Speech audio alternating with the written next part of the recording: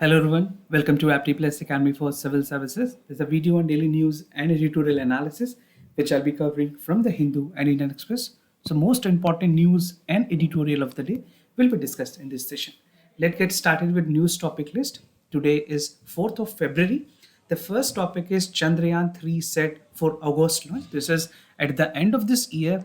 Most probably the Chandrayaan 3 is going to be launched. Second Indian diplomat to boycott Winter Olympics 2022. We have seen how the baton which was given to a commander which has actually been involved in a fight between India and China. Third, air traffic controller overworked and understaffed. We'll see the problem that air traffic controller is facing. Second last is Islamic State chief blew himself up amid the US raid. This is again a strange attack, or you can say the planning that was done by the United States in order to curb the terrorism from the country, or you can say globally. And the last is an editorial that is budget has ignored distress caused by the pandemic, right? So this is an editorial from the Indian Express.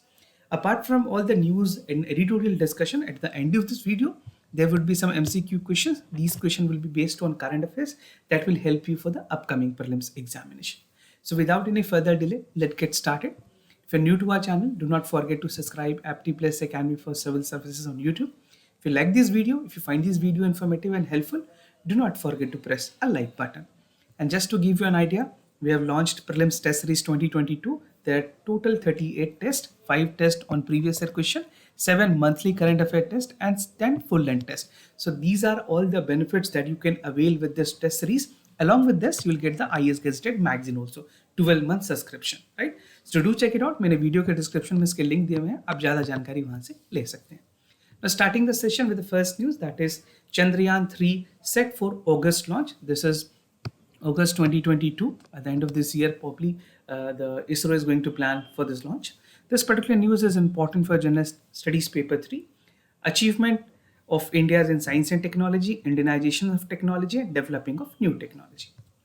So according to the Department of Space, ये कहा गया है कि जो इसरो है that is set to launch Chandrayaan 3 in August 2022, right? So this is a confirmation coming from the government. The minister himself has said this in the parliament. Now follow up की गई है Chandrayaan 2 की, Chandrayaan 2 which was not that successful. So this is a follow up जहाँ पे उसी follow up में Chandrayaan 3 mission को develop की गई है, which actually was conducted in 2019. तो चंद्रयान 2 की अगर बात करें, this was conducted in 2019 और उसमें साउथ पोल में जानी थी उसे, but because of some technical glitches it has not actually reached. So it was sent abroad from the country most powerful GSLV, जो Geosynchronous लॉन्च व्हीकल्स है, mark 3 जो GSLV mark 3 है, उसके थ्रू लॉन्च की गई थी, but the entire attempt was not successful. However जो lander Vikram है, instead of control landing ended up in a crash landing जो कि 7 सितंबर 2019 को हुई थी. उस वजह से जो प्रज्ञान एक पर्टिकुलर रोवर थी जिसे लॉन्च होनी थी मून पे, वो सक्सेसफुली लॉन्च नहीं हो पाई. So this is the entire episode that has happened with Chandrayaan 2. Now finally we have upgraded the things. The scientist is working day and night to ensure ये Chandrayaan 3 is successful. Now had this mission been successful, it would been India ऐसी country होती है जो first time में ही moon पे maiden attempt में इस तरह की कोशिश की होती. But now this is always a best scope there. तो ये जो दूसरी बार की जा रही है Chandrayaan 3 की attempt, this is something which will definitely help India to fight on that particular league जहाँ पे अभी और सारे डेवलप्ड कंट्रीज हैं. सो मिशंस और कौन कौन से कंट्रीज ने ऑलरेडी किए हुए हैं आप देख सकते हो. This might be important for your prelims और many other competitive examination. India की अगर बात करें, जो मून की मिशन है that is Chandrayaan 3. United States की बात करें that is Artemis, this is the name of the mission. For China this is Chang'e projects.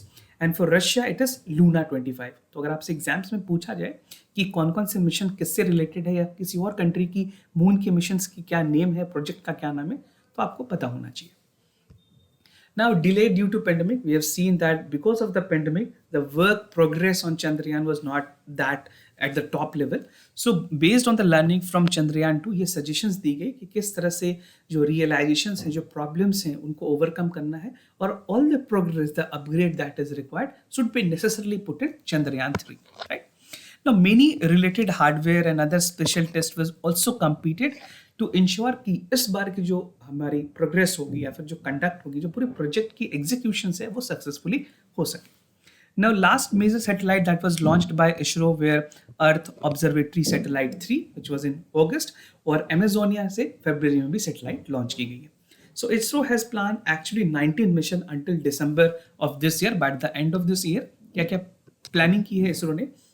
First is 8 launch vehicle missions, 7 spacecraft missions होंगी और 4 technology demonstration mission. So these are all the missions that would be part. Apart from this, जो Chandrayaan 3 है, that is a significant and major roadmap which ISRO has for this particular year. You can see this is an infograph about Chandrayaan 2, how it is actually function. तो यहाँ पे 3 थे, एक orbiter, first is Vikram, lander Vikram, और rover प्रज्ञान, जो जिसकी वजह से इसमें जो प्रॉब्लम हुई उस वजह से रोवर भी एक्चुअल मून पे नहीं रीच कर पाई, ये साउथ पोल में कंडक्ट की गई थी, right. Now the most successful 3 we anticipate and we expect, we have all our best congratulations to ISRO that this Chandrayaan 3 is going to be a successful mission. Now, India diplomat to boycott Winter Olympics 2022. This particular news is important for General Studies paper 2, India and its neighborhood relations. तो बात करें recent में एक diplomatic efforts के तौर पे India ने decide किया है कि वो विंटर ओलंपिक्स में अपने किसी भी डिप्लोमेटिक को नहीं भेजेंगे, डिप्लोमेटिक बैन होगी. Why? Because China has what China did, China की जो कंडक्ट हुई है रिसेंट में, जहाँ पे उन्होंने फैबो एक PLA रेजिमेंट के कमांडर हैं जिनको टॉर्च बेरर की तरह they have acted him to act as a torch bearer, और उन्होंने टॉर्च की रीले की थी. So this is the reason India is not happy with the act, and India consider this him to be a person who has fueled the tension between India and China in the Galwan Valley, right? So ऐसे लोग जो कि किसी एक military regiment को lead कर रहे हैं, लीडर हैं, and in this particular regiment we have lost many of Indian soldier, almost close to 14 people with died, right. तो इस तरह की जो प्रॉब्लम है उसकी वजह से इस ऐसे लोगों से अगर इनॉग्रेशन होती है तो definitely India has said that we would have banned on our diplomatic efforts. तो जो डिप्लोमेटिक लोगों की वहाँ पे प्रेजेंस थी वो पूरी तरह से बैन कर दी गई है. नाउ इंडिया ने अपने स्टैंड में, मिनिस्ट्री ऑफ एक्सटर्नल अफेयर्स ने अनाउंस किया है that top diplomat in Beijing will not attend this, और जो क्लोजिंग सेरेमनीज हो या फिर ओपनिंग सेरेमनीज हो, किसी में भी ये सारी चीज़ें नहीं की जाएगी क्योंकि चाइना ने इस इशू को पॉलिटिसाइज किया है. नाउ नेशनल ब्रॉडकास्टर जो इंडिया में दूरदर्शन है, उसने भी किसी भी तरह से जो टेलीकास्ट होनी थी, I mean talking about the live telecast and even for the closing telecast, they are not going to telecast it. This is what the government is decided. But India की तरफ से एक एथलीट है Ashraf Khan that he is participating. So we'll see many other basically private media channel are there that would be having the coverage. But India ने clearly कहा है कि जो हमारी national broadcast है दूरदर्शन, वो ना तो opening ceremony की telecast करेगी live, ना तो closing ceremonies की. Now India China has also seen the rise in the PLA aggressions since 2020, जहाँ पे line of actual control eastern Ladakh के रीजन में ये एक्सक्लेशंस होती रही है, and several round of military level talk has already been there. 14 round of military level talks हुई जहाँ पे बहुत सारी चीज़ों पे बात हुई, but still the consensus has not been met. And India earlier has express support for Beijing Olympics. पहले इंडिया ने सपोर्ट जाहिर की थी, जहाँ पे मीटिंग में इंडिया ने कहा था कि अगर ये सारी चीज़ें होती है तो इंडिया सपोर्ट करेगी, but the act of China is not that we are going to incline towards helping them और सपोर्टिंग देम. तो और कौन कौन से ऐसे कंट्रीज हैं जिन्होंने डिप्लोमेटिक बाइकआउट की है चाइना के इस एफर्ट्स को या फिर बीजिंग ओलंपिक्स को? सो इंडिया सिर्फ अकेला एक कंट्री नहीं है जिसने इसको डिसाइड किया है. बेसिकली अगर आप बैकग्राउंड पे जाएंगे तो जब रशिया इंडिया चाइना की एग्रीमेंट हुई थी, राइट, जहाँ पे ये मीटिंग हुई थी, ट्रायलेटरल मीटिंग, वहाँ पे हमारे जो फॉरेन मिनिस्टर है S Jaishankar, he said that whatever best support can be given should be provided during the winter Olympics और पैरा ओलंपिक्स गेम्स में. बट अभी के एफर्ट्स को देखते हुए, अभी के चाइना के एक्ट को देखते हुए, India has finally decided that there would be diplomatic ban. और किस किस कंट्रीज ने डिप्लोमेटिक बैन की है? That include United States, Japan, Australia, United Kingdom, European countries, Lithuania, Denmark, ये सारे कंट्रीज हैं. You can check the list, you can pause this video, you can check out the list. ये सारे countries हैं जिन्होंने पूरी तरह से जो चाइना की जो ओलंपिक्स हो रहे हैं वहाँ पे, उसमें अपनी डिप्लोमेटिक बैंड दिखाई है because of the problem they were created of human right issues. और जो यहाँ की उगियर पॉपुलेशंस है वहाँ के साथ भी चाइना ने बहुत अच्छी ट्रीट नहीं की है. This a reason being many other countries are not happy with the conduct of China. Now, moving to the other news, that is air traffic controller overworked and understaffed. This particular news is important for General Studies Paper 2, Government Policies and Intervention for the Development of Various Sector and Issues Arising from it, Design and Implementations.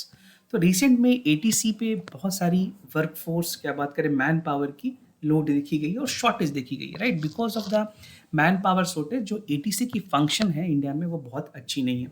तो कुछ BGS ATC की अगर बात करें India में, like Delhi, यहाँ के जो स्टाफ्स हैं उनको 30 मिनट की ब्रेक भी नहीं मिल रही है after a 2 hour work interval. और अगर गुवाहाटी की एटीसी की बात करें वहाँ की एयर ट्रैफिक कंट्रोल की, so they see that they are working for 365 days and even जो विमेन वर्कर्स हैं जिनको बेसिक चाइल्ड केयर लीव होनी चाहिए as a maternity benefits, they are also not getting the child leave. तो जो India में ATC के जो एम्प्लॉयज़ हैं उनकी काफ़ी शॉर्टेजेस है। Now let check the numbers, कितनी शॉर्टेज है। एक्चुअल जो स्ट्रेंथ होनी चाहिए एटीसी की वो है 3901, बट अभी जितने लोग एम्प्लॉयड हैं जो काम कर रहे हैं that is 3162। So there is a shortfall of 19% of employees. तो इस गैप को हमें भरने की ज़रूरत है। और एयरपोर्ट अथॉरिटी ने ये भी कहा है कि जितने अनयूज्ड एयरपोर्ट्स हैं इंडिया में जो उड़ान के साथ रीजनल कनेक्टिविटी स्कीम्स में आने वाले थे, या फिर अभी गवर्नमेंट ने रिसेंटली 3 इंपॉर्टेंट एयरपोर्ट्स जो अंडर डेवलप्ड है, लाइक जेवर एयरपोर्ट है, बोगलामपुरा है, ये सारे ये जो एयरपोर्ट्स हैं ये अगर बनी तो हमारी जो एस्टिमेटेड एयर ट्रैफिक कंट्रोल है वो 300 से बढ़ के 500 तक हो जाएगी और हायरिंग की बहुत ज़्यादा इमीडिएट ज़रूरत पड़ेगी। So these are some of the manpower problem that has already been highlighted, right? And in order to deal with the shortage, जितने भी एयर ट्रैफिक कंट्रोलर है they at many airport to have extra work hour also. बहुत सारे ऐसे लोग हैं जो कि अपने एलोकेटेड वर्क आवर से भी ज़्यादा काम कर रहे हैं। So no recruitment has been done in past 2 years। तो ऑफिशियल्स ने ये हाईलाइट किया है कि दिल्ली एयरपोर्ट में भी सिग्निफिकेंटली ये ज़रूरत है कि जो एटीसी के पर्सनल एयर ट्रैफिक कंट्रोल के पर्सनल्स हैं उनकी नंबर को इंक्रीज की जाए। And this issue was also highlighted in the parliamentary standing committee report that is on transport, tourism and culture. So Parliament has also recognized that definitely there is a shortfall in the manpower, but at this point हमें ज़रूरत ये है देखने की government को कि किस तरह से इनमें एम्प्लॉयमेंट की जाए और वर्कफोर्स को बैलेंस किया जाए। Now the other news, that is Islamic State chief blew himself up during the raid that was conducted by the United States. This particular news is important for General Studies Paper 2, effect of policies and politics for developed and developing countries. सो अभी recent में कल की latest news है जहाँ पे ये news पता चली है दैट इस्लामिक स्टेट के जो चीफ है उसने अपने साथ अपने फैमिली मेम्बर्स को he has blown up everything. Why? Because US की जो स्पेशल फोर्सेज है वो अपने ऑपरेशंस में नॉर्थ वेस्ट सीरिया पहुंची हुई थी टू इंश्योर इसे जिंदा पकड़ा जा सके। और इसे जो पेनाल्टी है इस पे, इसके ऊपर यूएस ने काफ़ी हद तक सैंक्शंस भी लगाए हुए ये सारी चीज़ों को देखते हुए। He was a leader, IS leader, इसका नाम कुरैशी है। He has exploded the bomb as a US forces approached in the Idlib province, जो कि बेसिकली उस टाइम पे 13 लोगों की डेथ हुई थी। So he was wanted by United States, but इसने खुद ही ब्लोन कर लिया अपने और अपने फैमिली के साथ। Now reports on the ground said that there were 2-hour gun battle that has first US helicopter to target, और जो सीरिया की बॉर्डर है इडलिब रीजन में वहाँ पे एक्चुअल की गई। I'll show you a map to help you understand. You can see the destruction that has taken place. You can see this is a building where the entire incident took place. He blown up. The complete building was blown up with the IDs and other explosive. So बात करें कहाँ पे है Idlib, this is a region, map work आपके लिए काफ़ी important है, Syria के रीजन में आती है ये, right? So this is on the part of that northern part almost, you can say that. इसके अलावा जो मैप वर्क आपके लिए ज़रूरी है वो पूरे वेस्ट एशिया की मैप ज़रूरी है। I will discuss the map also. Now operation Neptune spear, इस तरह की एक और ऑपरेशन यूएस ने की थी जहां ओसामा बिन लादेन को टारगेट की गई थी। अमेरिकन सिक्योरिटी फोर्सेस ने 2011 में ये ऑपरेशन किया था। और अटोपाबाद जो एक रीजन है, Abbottabad is a region in the Pakistan where they were actually killed, right? So West Asia की मैप काफ़ी इंपॉर्टेंट हो जाती है। जो रेड सी के रीजन्स हैं वो आपके लिए इंपॉर्टेंट है। मेडिटेरियन सी के जो रीजन है ये इंपॉर्टेंट है। सीरिया के साथ लेबनान की क्या है, बेरूत, ये सारे regions, Black Sea and other region become important, the Persian Gulf region important. तो आप ये सारी चीज़ों को ज़रूर देखें because in UPSC prelims examination, specially in prelims examination, they ask question from the West Asia. तो अभी सीरिया न्यूज़ में है, इस वजह से आपके मैप पर काफ़ी इंपॉर्टेंट है। Now, budget has ignored distress caused by pandemic. This particular news is important for General Studies Paper 2, Government Policies and Intervention for the Development of Various Sector and Issues Arising from it. तो पूरे editorial में कुछ 6 important सब heads हैं जो मैं आपके साथ डिस्कस करूंगा. First is capital expenditure, second is MNREGA allocations, third is budget for health, focus on education, MSME और इनफॉर्मल सेक्टर्स के बारे में, और way forward. So we see that कोविड-19 is still not over globally. या इंडिया की बात करें या पूरे वर्ल्ड में बात करें, ग्लोबली अभी भी कोविड-19 खत्म नहीं हुई. और जिस तरह से बजट आई है, ये बजट में ये हाईलाइट की गई, even in economic survey it was highlighted that India is witnessing a massive recovery.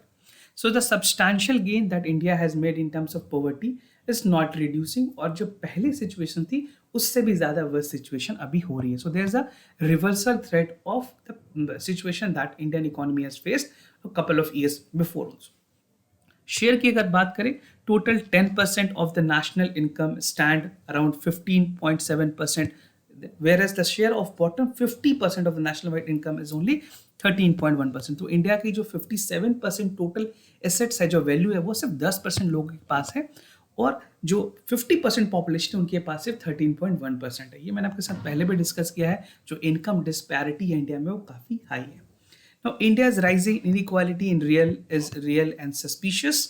Serious issues है जहां पे एक जियोपार्ड फ्यूचर ग्रोथ देखी जा रही है इंडियन इकोनॉमी में. If we talk about capital expenditure, जो मेजर अनाउंसमेंट की गई है बजट में, वो सिर्फ कैपिटल एक्सपेंडिचर में जो इंक्रीज हुई है that is around 35.4%, and this would raise the share of capital expenditure around 2.2%. That is last में, ये जो लास्ट ईयर 2.9% थी, इस बार जो जीडीपी में एक्सपेंडिचर्स होनी है उसमें एवरेज अगर परसेंटेज देखें दिस इज 2.2%. इसके लिए पहली सबसे बड़ी कारण ये देखिए, GDP is not massive and increase this year is रफली क्लोज टू और same approximate the last year में जैसे थी वैसी है. नो, अगर कैपिटल एक्सपेंडिचर्स की बात करें, it compromises on creating and upgrading the assets, चाहे वो लोन रीपेमेंट की ही बात हो. थर्ड, इंफ्रास्ट्रक्चर इन्वेस्टमेंट बेनिफिट्स की अगर बात करें, यहाँ पे भी एक फैल्सी एज्यूम की गई है जहाँ पे impact on infrastructure has a long term impact. Short term में कुछ नहीं किया गया, सारी चीज़ों को लॉन्ग टर्म में रखा गया है. अमृत काल was the theme, but this Amrit Kal call for another 25 year how India is going to be. अभी पेंडेमिक के बाद ये ज़रूरी है कि जो इमीडिएट एक्शंस होने चाहिए उस पर ध्यान देने की ज़रूरत है. ना, मनरेगा एलोकेशन, यहाँ पे अगेन शॉर्टफॉल है. मनरेगा में जो टोटल एलोकेशन है उसकी भी एलोकेशंस कम रही है. It has remain to 73,000 crore rupees, और बजटरी एस्टिमेशंस में भी काफ़ी लो रही थी. पिछले साल 98,000 करोड़ थी, इस साल भी डिक्रीज रही है. एंड पीपल इन मनरेगा जो इनरोलमेंट है वो बढ़ी है, बट गवर्नमेंट ने इसमें अपनी तरफ से कुछ ज़्यादा इंक्रीज नहीं किया है. बजट फॉर हेल्थ की अगर बात करें, still health is the some of the most pivotal sector because of the pandemic, और यहाँ पे water, sanitation, nutritional, air pollutions और ये सारे प्रॉब्लम्स अभी भी कंटिन्यूड है. Now it make it's harder to task specify expenditures, जहाँ पे हेल्थ इंफ्रास्ट्रक्चर और हेल्थ सर्विसेज पे ध्यान देने की काफ़ी ज़्यादा ज़रूरत है. Last year only 44% of the amount allocated was to department of health and sanitation, water, and it was like जो स्पेंड की गई है बाय दिसंबर 2024. तो 2021 तक सिर्फ 44% की अमाउंट एलोकेटेड थी. अभी भी जो गवर्नमेंट की टैप वाटर की कनेक्शंस हैं, हर घर जल की जो इनिशिएटिव है, उसके लिए जो टारगेट सेट की गई थी उसे भी पूरे करने के लिए बजट एलोकेशन ज़्यादा होने चाहिए. फोकस ऑन एजुकेशन, जिस तरह से डिजिटल एजुकेशन की बात की गई, we know that India has witness a deep digital divide. उसको कम करने के लिए जिस तरह के वर्चुअल क्लासेस किए गए हैं, उसकी कितनी इम्पैक्ट होगी ग्राउंड में, इसको भी देखना जरूरी है, because most of the student और child do not have access to internet. So this is a first major problem that we have to come before. No, we have to first make this solutions, ensure that ये जो problems हैं उसकी solutions पहले मिले. Now, the solutions to immediately open school and to improve the quality of education is something very important, right? एक तो internet connectivity, जो digital divide है वो कम हो. उसके बाद जो फिजिकल स्कूल क्लासेस हैं वो ओपन होनी ज़्यादा ज़रूरत है, because India is not prepare to have a online classes. Students are not equipped. कहीं डिजिटल डिवाइड है, कहीं लोगों के पास पैसे नहीं है कि वो इतनी सारी चीज़ों को अफोर्ड कर पाएँ. And 100 of television channel can never be a substitute for the quality classroom experiences. Now, MSME sector, very, very important, which has contributed a lot to Indian economy. Informal और MSME sector पे ध्यान देने की काफ़ी ज़्यादा ज़रूरत है. ये ऐसी सेगमेंट है जो कि एक एक्यूट डिस्ट्रेस से चल रही है, और MSME ने गवर्नमेंट को बहुत हद तक, गवर्नमेंट ने जो इनको सपोर्ट दिया, ECLGS, that is Extended and Expand Emergency Credit Line Guarantee Scheme की, that was only 5 lakh crore rupees, right? This is essentially a credit system that is tackling economic distress and supply side. Almost 35% तक की contribution है GDP में इसकी। सो इस वजह से इस सेक्टर पे काफ़ी ध्यान देने की ज़रूरत है।